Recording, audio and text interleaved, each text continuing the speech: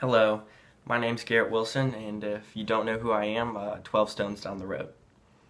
Dear Brian, congratulations on quitting McKendree.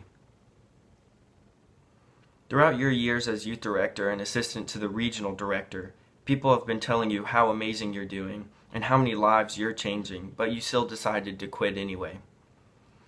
But you're following your dreams, as well as destroying the ones of countless kids who will never get you as their youth director. I'm kidding, and it's actually a great thing you're moving on, because Paula could be doing such a better job. This is the second letter I've written to a youth pastor leaving us, and this is the least important of the two. Seriously though, everyone is so thankful for the amazing job you've done, and you really have changed people's lives, including mine. Specifically, my competitive side. I'd like to think I was a pretty competitive person before WTL. But since you've taken leadership, there hasn't been a basketball game that I haven't left without a bloodied lip or being dragged away after trying to fight a 7th grader. Thank you for your influence.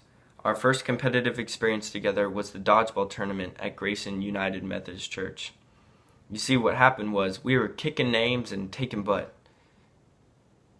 and found ourselves smack dab in the middle of the semi-final game against an overly testosterone Grayson Methodist team. Imagine if 50-year-old Sylvester Stallone and Arnold Schwarzenegger juiced up for an insignificant dodgeball game for Malloria. Now you know what Mel was like. The other team was just a men's group and their kids. One of them also had a Super Bowl ring. Needless to say, we were just a scrappy little underdog team that wasn't supposed to make it far. But thanks to Mel's arm and her Spanish, as well as Brian's deceptive athleticism, we totally lost. But we had fun and we became friends. You've also invited me to the Turkey Bowl, where I played my heart out, only to lose the MVP trophy to Stewart. And I watched the Falcons in the Super Bowl with you, and well, every sporting event I've had with you has been frankly disappointing. I have a quote here by Kim Jong-un who says, "You know what causes more damage than a nuclear bomb? Words."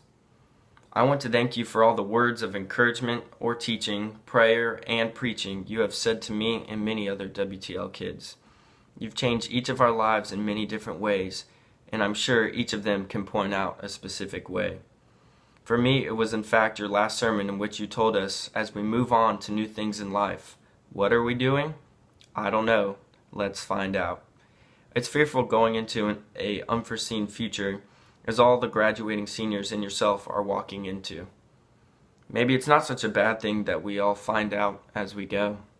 Maybe it's not such a bad thing to plan ahead, actually. That's recommended by 100% of professionals. But if Brian Murphy tells me to do it, I'll do it.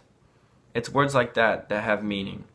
Despite your small stature, you are very powerful. You're 5,000 candles in the wind.